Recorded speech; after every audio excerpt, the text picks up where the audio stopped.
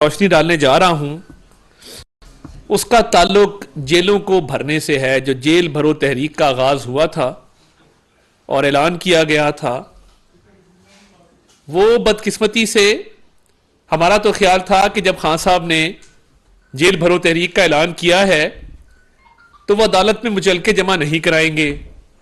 वो सबसे पहले कहेंगे कि जो खवातीन और बच्चों का हिसार है जमान पार्क में, जहां पे वो रूपोश हैं, वहां से निकलकर बाहर आएंगे और कहेंगे कि जी मैं आ गया हूं, मैं अदालतों में जितनी भी जमानत की दरखास्तें हैं, जितने भी मैंने मुचलके जमा कराए हैं, ये मैं सब वापस लेता हूं और मैं मुकदमात का सामना करूंगा।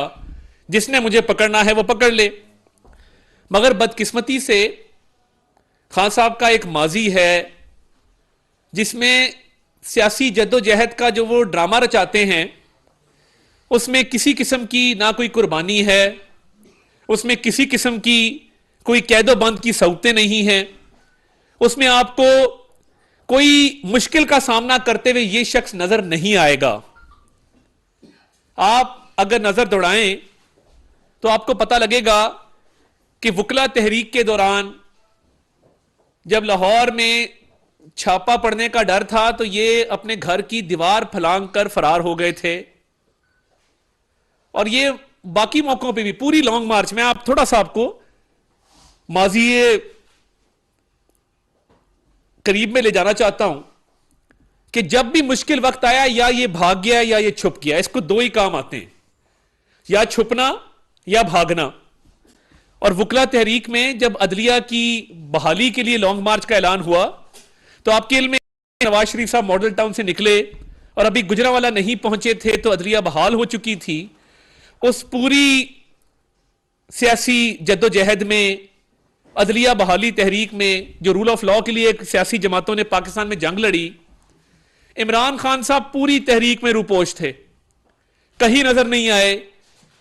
लॉन्ग मार्च जब था तो बाकी दीगर सियासी जमातें भी शरीक थी, मगर ये वाहिद आदमी है जिसको गिरफ्तारी से न जाने क्यों इतना डर लगता है और इस पर इतना खौफ तारी होता है कि ये अदलिया बहाली तहरीक में भी रूपोश रहा, ये अब भी छुप के बहानों के जरिए अपना वक्त गुजार रहे हैं।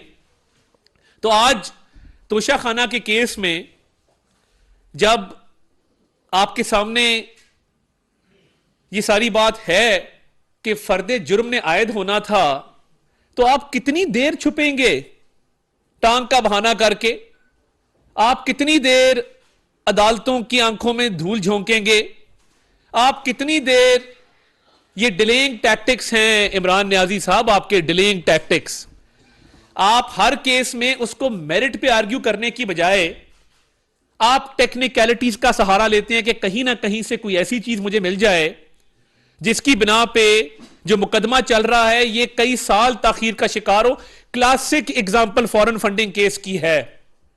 6 साल लगे फॉरेन फंडिंग केस को डिसाइड होने में, क्योंकि खान साहब क्या करते थे, इनके पास एक वकला की टीम है। अच्छा, ये इल्जाम हमारे पे लगाते हैं जिन्होंने नैब का ट्रायल डेली बेसिस पे फेस किया है, जिन पे फर्दे जुर्म भी आयद हुई, जिन्होंने मेरिट्स पे अपने केस आर्ग्यू किए और अल्लाह ताला के फजल से सुरखरू हुए। मुझे बता दें, कहीं टेक्निकलिटी का सहारा लिया हो, कहीं कहा हो कि यह केस मेरिट पे नहीं सुना जाना चाहिए? आपके पास वकला की एक टीम है, आपको गाइड करती है कि आपने बहानेबाजी कैसे करनी है, धोखा कैसे देना है और राह फरार किस तरीके से इख्तियार करनी है। तोशा खाना का आज केस था। आपको चाहिए था कि आप अगर फिजिकली नहीं आ सकते थे, कम से कम वीडियो लिंक के जरिए अपना बयान रिकॉर्ड करा देते, फर्दे जुर्म आयद हो जाती, मुकदमा आगे चलता। डर किस बात का है? अगर इंसान ने कुछ गलत ना किया हो तो उसको तो डर नहीं होता। मियां नवाज शरीफ ने, आपके इल्म में है, जो नैब का ट्रायल था वो रोजाना की बुनियादों पे वो पेश होते थे।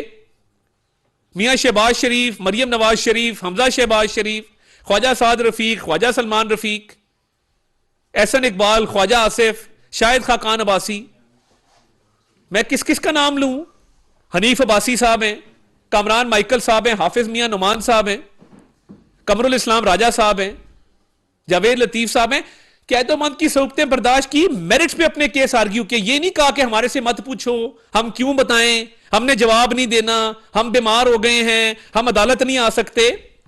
अगर झूठ, मुनाफकत, फरेब, मकर और धोखे की इंसानी शक्ल है तो वो इमरान अहमद खान न्याजी है। मैं रिपीट करता हूं इस बात को, अगर झूठ, मुनाफकत, मकर, फरेब और धोखे की कोई इंसानी शक्ल है तो उसका नाम इमरान अहमद खान न्याजी है। कॉल और है, फेल और है। मुनाफिक की 3 निशानियां होती हैं, जब भी बोलेगा झूठ बोलेगा, जब भी वादा करेगा वादा खिलाफी करेगा, और जब भी अमानत दी जाएगी तो अमानत में खयानत करेगा। यह अमानत में खयानत का केस है तोशे खाने का। और क्या अमर माने है कि आप पेश नहीं होते। ये डिलेइंग टैक्टिक्स इसलिए अपनाए जा रहे हैं कि केस को इतना ताखीर का शिकार कर दिया जाए कि ये केस डाई डाउन कर जाए, ये एक फरसूदा निजाम की नजर हो जाए, इसमें कोई जजा सजा ना हो सके, इसको मंतकी अंजाम तक पहुंचने से रोका जा रहा है। जेल भरो तहरीक जो है वो अदालतों से इस्तिस्ना लेने की तहरीक में तब्दील हो चुकी है। ये जेल भरो तहरीक कम है और ये अदालती इस्तिस्ना की तहरीक ज्यादा है। एक केस इस्लामाबाद हाई कोर्ट में चल रहा है। देखें, एक एफिडेविट है जिसमें आपने कहा है कि ये एक बच्ची है टिरियन जेड वाइट, इसके वालिद जो हैं, इसकी वालदा जो हैं वो फौत हो चुकी, मैं इसकी खाला को इसका गार्डियन मुकर्रर करता हूं। एफिडेविट लाहौर में 2004 में साइन हुआ।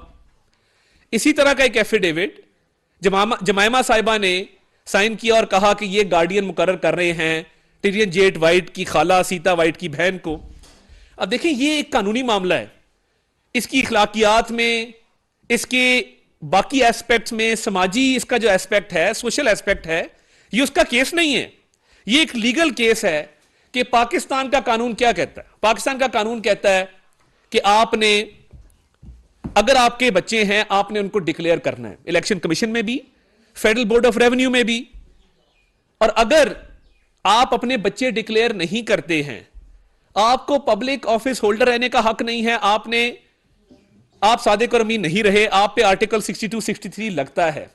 मैं उस बहस में डलता ही नहीं हूं कि ये इखलाकी तौर पे क्या है और ये समाजी तौर पे क्या है। मैं कानूनी बात करूंगा कि जब superior court of Los Angeles का एक ऑर्डर मौजूद है जिसमें बड़े क्लियर अल्फाज हैं, उस केस में पिछली तारीख पे वकील साहब ने कहा मेरा दांत टूट गया है, मैं बोल नहीं सकता। एक दिन पहले वो किसी अदालत में पेश होकर अपना केस आर्ग्यू कर रहे थे। उसमें भी डिलेइंग टैक्टिक्स हैं। पता है कि अगर इसका नतीजा, अगर इस एफिडेविट को मान लिया जाए कि मैं इस बच्ची की खाला को इसका गार्डियन डिक्लेयर कर रहा हूं, लॉस एंजलिस सुपीरियर कोर्ट के ऑर्डर को भी मान लिया जाए, तो ये सीधी नाअहली है इमरान खान साहब की। अगर वो कहते हैं नहीं, ये एफिडेविट मेरा नहीं है, एफिडेविट, झूठा एफिडेविट देने का मतलब है you have lied under oath, आपने हलफ में गलत बयानी की है, उसकी सजा भी डिस्क्वालिफिकेशन है। तो ये अब फंस गए हैं, ये बंद गली में आ गए हैं। अब कानूनी टीम क्या कर रही है, वो बैठ के कह रही है खान साहब डिले करें, डिले करें, आपकी हम टांग को साल खींच लेंगे, आप बाहर ना निकलें, क्योंकि अगर आप बाहर निकले तो आपको अदालतों में जाना पड़ेगा, आपको तोशा खाना की चोरी का जवाब देना होगा, आपको टिरियन जेड वाइट वाले केस में जवाब जमा कराना होगा। अभी टिरियन जेड वाइट के केस में जवाब क्या जमा कराया है, उसमें लिखा है कि हम इस कोर्ट की जुरिस्डिक्शन को नहीं मानते, दायरा इख्तियार को चैलेंज किया है। फॉरेन फंडिंग में 6 साल ये किया, कभी दायरा इख्तियार को चैलेंज किया इलेक्शन कमीशन के, कभी दायरा इख्तियार के अलावा स्क्रूटनी कमेटी के दायरा इख्तियार को चैलेंज किया, कभी स्टे ऑर्डर, कभी एक स्टे ऑर्डर, कभी दूसरा स्टे ऑर्डर, कभी तीसरा स्टे ऑर्डर। 6 साल गुजार दिए। यानी एक आम आदमी जुर्म करे तो वो 24 घंटों में जेल चला जाए, किसी और पार्टी का सियासतदान जुर्म करे तो आप 3-3 साल कैद में डाल दें। और ये अनोखा लाडला है जो समझता है कि ये ताखीरी हरबे इस्तेमाल करके वो चोरी से भी बच जाएगा, वो नाअहली से भी बच जाएगा, वो अपने डाकों से भी बच जाएगा। ताखीरी हरबे आप 100 इस्तेमाल कर लें, आपको इस बेटी का और तोशा खाना के तहाइफ का जवाब देना होगा। यह काफी नहीं है कि इस्लामाबाद हाईकोर्ट में एक जवाब जमा करा दें कि जी ये दायरा इख्तियार नहीं है, मैं पहले ये केस आया था, ये पहले ये केस सुना नहीं गया था, मैं पब्लिक ऑफिस होल्डर नहीं रहा, मैं एमएनए नहीं हूं, मैं फलां नहीं हूं, आप जो मर्जी है भाई, आके जवाब दें है कि नहीं, ये एफिडेविट आपने दिया है कि नहीं दिया। ये लीगल एक बहस है। मैं अब दोबारा कहता हूं कि मैं इसके इखलाकी और समाजी पहलू पे नहीं जाना चाहता, मगर अगर कानून का इतलाक किसी और एमएनए पे होता है तो वो इमरान अहमद न्याजी पे भी होता है। यह नहीं हो सकता कि आप ताखीरी हरबे इस्तेमाल करके राह फरार इख्तियार कर लें। और ये केसेस में मेरी ऑनरेबल सुप्रीम कोर्ट से यह गुजारिश है और हाथ जोड़ के मुअद्दबाना गुजारिश है, इनका डे टू डे ट्रायल शुरू किया जाए। यानी यह कैसे हो सकता है नवाज शरीफ का डे टू डे ट्रायल हो, शहबाज शरीफ का डे टू डे ट्रायल हो, आसिफ जरदारी का डे टू डे ट्रायल हो, मरियम नवाज का डे टू डे ट्रायल हो, हमजा शहबाज का डे टू डे ट्रायल हो, और एक लाडला बैठा है जिससे लोग ये कहते हैं कि मुनसिफ भी थोड़ा सा कतराते हैं कि ये गालियां देता है, ये ट्रोलिंग करता है सोशल मीडिया पे। मेरी आपसे गुजारिश है, आपने इंसाफ करना है। ये डे टू डे ट्रायल होने चाहिए। अगर article 62, 63 Tyrion Z white case में नहीं लगता, फैसला कर दें कि नहीं लगता। जो पिटिशनर है वो अपील करने का हक रखता है। अगर तोशाखाना की चोरी आप समझते हैं कि नहीं की, तो ये मेरिट पे आके फेस करें, इसका फैसला कर दें। मगर ये नहीं हो सकता कि मुल्क में इंसाफ का दौरा मेयार हो, कुछ लोगों पे वो और तरह से लागू हो, कुछ लोगों पे वो और तरह से लागू हो। अब दायरा इख्तियार को चैलेंज करना, स्टे ऑर्डर लेने का ये मास्टर है मिस्टर जेल भरो तहरीक। ना जेल का मतलब पता है, ना जेल भरने का मतलब पता है, ना तहरीक का मतलब पता है। हालांकि अपनी पार्टी का नाम तहरीक इंसाफ है, जिसमें ना तहरीक का इनको पता है, ना इंसाफ का पता है। हर जगह पे स्टे ऑर्डर और दायरा इख्तियार को चैलेंज, स्टे ऑर्डर, दायरा इख्तियार को चैलेंज करें ना सामना, क्यों नहीं करते। मैं चाहता हूं मेरिट पे आके बहस करें टिरियन जेड वाइट केस में। मैं चैलेंज करता हूं मेरिट पे आके बहस करें तोशाखाना केस में। जब इमरान खान साहब पहली दफा फराह गोगी के दफा में आए थे और उन्होंने कहा था कि Farah Gogi public office holder नहीं है, मैं कुछ स्लाइड आपको दिखाना चाहता हूं कैश बॉयज की, जिसमें मैं आपको बताऊंगा कि 1.6 अरब रुपया रिश्वत का, 1.6 अरब रुपया इमरान खान साहब। लोग कहते हैं ना कि जी सबूत कहां है कि इमरान खान साहब ने रिश्वत ली है। उस्मान बुज़दार को पंजाब का वजीर आला क्यों लगाया गया था, किसने लगाया था? क्या बुशरा बीबी ने नहीं लगवाया था? क्या उनकी बुज़दार साहब की अलिया से दोस्ती नहीं थी? बुज़दार साहब में कौन सी काबिलियत थी कि उनको पंजाब का वजीर आला लगाएगा? सिर्फ माल कमाना था। जिस औरत ने घड़ियां नहीं छोड़ी, ब्रेसलेट नहीं छोड़े, हार नहीं छोड़े, पोस्टिंग ट्रांसफर पे मैं हल्फन ये आपको बात करता हूं कि ठेकों में और पोस्टिंग ट्रांसफर में ये कमीशन लेते थे बैठ के। एहसन जमील गुज्जर साहब, कई लोगों की सिफारिश हमने उनको की है उस दौर में। हमारे भी दोस्त हैं पुलिस में, एडमिनिस्ट्रेशन में। कभी कोई ओएसडी होता था तो फोन करता था कि जी आपका अगर कोई दोस्त एहसन जमील का जानने वाला है, मेरी पोस्टिंग करा दें। मेरा छोटा भाई खुद चल के गया एहसन जमील के पास, एक आधी सिफारिश की। मैं क्या बताऊं आपको, हम एक शहर के रहने वाले हैं, गुजरांवाला के। हमें नहीं पता कि किस तरीके से ये सारी मनी लॉन्ड्रिंग की गई है। अब ये कैश बॉयज हैं। ये पहला कैश बॉय आप देखें, मोहम्मद अनवारुल हक सन ऑफ अता मोहम्मद। इसने जो टोटल डिपॉजिट करवाया है वो आप देख सकते हैं कि 754 ट्रांजैक्शन किए हैं इस एक बंदे ने। 754 ट्रांजैक्शन किए और टोटल अमाउंट अगर आप देखें तो टोटल अमाउंट इसकी बनती है 86 करोड़ 29 लाख रुपया इसने फराह गोगी के अकाउंट में कैश जमा कराया है। जरा एंड पे आए, ये सारे कैश बॉयज हैं, एंड पे आए जरा। फैसल मसीह है, अहमद मंसूर है, नासिर नवाज है, आगे एंड पे आए जरा, एंड पे आए, एंड पे आ जाएं। ये देखिए, रोके थोड़ा ऊपर, इधर रोके जरा। जो कुल ट्रांजैक्शंस हैं वो 959 ट्रांजैक्शंस हैं। ये जो एंड पे आप देख रहे हैं, कुल जो ट्रांजैक्शंस जो पैसे जमा कराने के लिए करवाए गए वो 959 ट्रांजैक्शंस हैं और ये 1.6 अरब रुपया कैश जमा कराया गया है फराह गोगी के अकाउंट में 3 साल में। ये 3 साल का फिगर है। मुझे पाकिस्तान में कोई ऐसा कारोबार बता दें कि जिसमें ना बैंक टू बैंक ट्रांजैक्शन है, ना क्रॉस चेक है, ना ड्राफ्ट है, ना मनी ऑर्डर है, ना पे ऑर्डर है, सीधा कैश। अब ये 3 साल में 1.6 अरब रुपया कैश किस कारोबार से मुनाफा आया है? क्या कोई इस मुल्क में जवाब देने वाला है? और मुझे गलत साबित कर दें कि फराह गोगी को पाकिस्तान से फरार इमरान खान और बुशरा बीबी ने नहीं कराया, या ये 1.6 अरब रुपया कैश 3 साल में जो कमाया गया है वो इमरान खान और बुशरा बीबी की मावनत और एहनत से नहीं कमाया गया। मैं बिल्कुल चुप कर जाता हूं, नहीं बात करता इस इशू पे। मगर बात यह है कि फराह गोगी के असासे देखें आप कि यकदम 23 करोड़ की मालका 1.6 अरब रुपया जैसे ही बुजदार हुकूमत आती है 3 साल में कैसे कमा लेती है। और कैश क्यों है? क्योंकि रिश्वत और ठेकों के कमीशन कैश में आते हैं। ये 1.6 अरब रुपया कैश सारे बैंक से मैंने ये डेटा कलेक्ट, इसमें बैंक्स आपको बताएंगे कि ये कैश आके फराह गोगी साहिबा के अकाउंट में जमा होता था। फराह गोगी ने 2018 में जब हुकूमत आई है 10 से 12 नए बैंक अकाउंट बनाए। क्यों बनाए? इसी काम के लिए बनाए कि रिश्वत का जो कैश का पैसा आता था वो इन अकाउंटों में जमा होता था। और इमरान नियाजी साहब और बुशरा बीबी इसमें हिस्सेदार थे। प्राइवेट जेट्स पे बाहर जाना, तोशाखाना के तहफ बेचना, वापस आ जाना, पोस्टिंग ट्रांसफर में हिस्सा लेना, डेवलपमेंट प्रोजेक्ट्स में हिस्सा लेना, इमरान खान इसमें बराबर का शरीक है। और फराह को जब बाहर भगाया है, आपकी निकाह में फराह गवाह है। आप जो करते रहे तमाम तर मामलात में आपकी किचन कैबिनेट में फराह शामिल होती थी, तो वो पाकिस्तान वापस क्यों नहीं आती?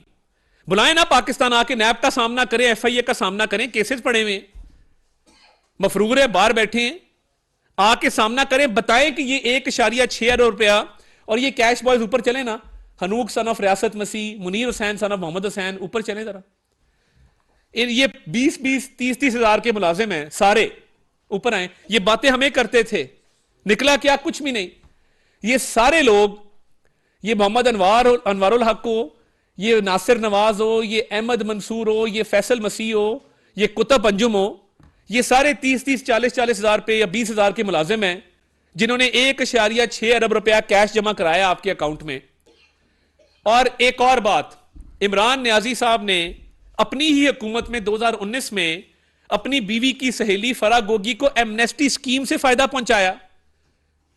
यह तो कोई तरीका नहीं है ना कि आप एक तरफ एमनेस्टी को एक लानत डिक्लेयर करें, गालियां दें, लोगों पे लान तान करें, कारोबारी तबके को आपने तबाह करके रख दिया है, और आपकी बीवी की सहेली और उसका खावंद एमनेस्टी स्कीम में जो काला धन है उसको सफेद कर जाएं। किसी मुल्क में मुझे दिखा दें कि वजीर आजम की अहलिया की दोस्त एमनेस्टी स्कीम में अपना काला धन सफेद कर जाए। किसी मुल्क में मुझे इसका एग्जाम्पल दिखा दें।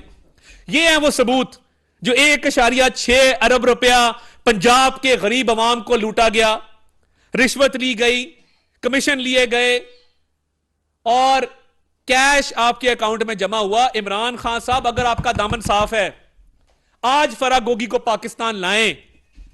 जब फराह, प्रॉब्लम है पाकिस्तान नहीं ला सकते क्योंकि जब फराह आएगी तो वो फर बोलेगी, और जब फराह फर बोलेगी तो फिर खान साहब के लिए बहुत बड़ा इशू बन जाएगा कि वो बताएगी कि मेरी तो कोई सरकारी पोस्ट नहीं थी, मेरा तो कोई सरकारी ओहदा नहीं था, ये 1.6 अरब रुपया कैश जो मुझे आया है रिश्वत में, कमीशन में, ये इसलिए आया है कि मेरा इमरान खान से और बुशरा मानिका से ताल्लुक था और मैं इनके बिहाफ पे फैसले करती थी, करवाती थी।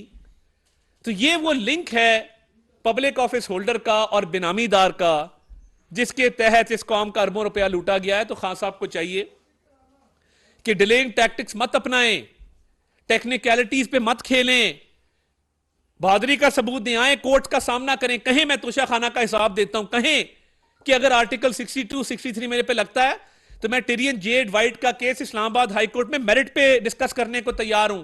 तारीख पे तारीख क्यों ले रहे हैं? इसलिए कि वो इसमें से फायदा हासिल करके डिलेइंग टैक्टिक्स का सहारा लेके इसमें से निकलना चाहते हैं। फॉरेन फंडिंग को 6 साल लगे और नवाज शरीफ साहब के केस को 126 दिन, फॉरेन फंडिंग को 6 साल लगे और शहबाज शरीफ का केस 2 महीनों में डिसाइड हो, फॉरेन फंडिंग को 6 साल लगे और मरियम नवाज के 2 केस आप 6 वेट कर दें, यह नहीं होगा। इसमें अदलिया को भी गैर जानिबदारी का सबूत देना होगा और रूल ऑफ लॉ को इस मुल्क में राइज करना होगा। अगर एक लीडर बेटे से तनख्वाह ना लेने पे निकाला गया है तो दूसरे को बेटी ना डिक्लेयर करने पे भी मेरिट्स पे अपना केस जो है वो आर्ग्यू करवाना होगा। यह कोई इंसाफ नहीं है कि एक बेटे से तनख्वाह ना लेने पे निकाला जाए और दूसरा बेटी छुपा के भी पब्लिक ऑफिस होल्डर हो। आए और लोगों को बेवकूफ मत बनाएं। जो लोगों की आप मासूम ज़हनों के साथ खेलते हैं, उनको जहर आलूद करते हैं सारा दिन झूठ बोल बोल के, ये मत करें। आए बताएं तोशा खाना में कितनी चोरी हुई है, जवाब दें अदालतों में आके, खड़े हो अदालतों में आए और आके जवाब दें इस्लामाबाद हाई कोर्ट को कि जी ये बेटी मेरी नहीं है, यस और नो है। बात सिंपल है कि मैं अगर जावेद हुसैन साहब को कहूं कि जावेद साहब आप मेरे दोस्त हैं कि नहीं है, इसका जवाब हां या ना में देंगे। ये तो नहीं हो सकता ये कहें नहीं पता, मैं दायरा इख्तियार नहीं है, आपने मुझे सवाल कर दिया। वो सीधा कहेंगे कि जी या मैं आपका दोस्त हूं या नहीं हूं। सवाल सिंपल है, बेटी आपकी है कि नहीं, अदालत को जवाब दे दें। ये क्या है कि जी नहीं आप ना सुने, आप इस तरह कर लें उस तरह कर लें, आए बाएं शाये मत करें। Come to the court and face the court. मगर आप में हिम्मत नहीं है, इस काम के लिए हौसला चाहिए, दिल गुर्दा चाहिए। आप जो औरतों और बच्चों के सार में बैठे हैं जमान पार्क में कि कोई गिरफ्तार ना कर ले, नहीं करते आए ना, केसों का तो सामना करें, जवाब दे लोगों को कि आपने अवाम का पैसा कैसे लूटा है और क्या आप इस बात के अहल हैं कि आप पब्लिक ऑफिस होल्डर रह सकें या ना रह सकें। Thank you.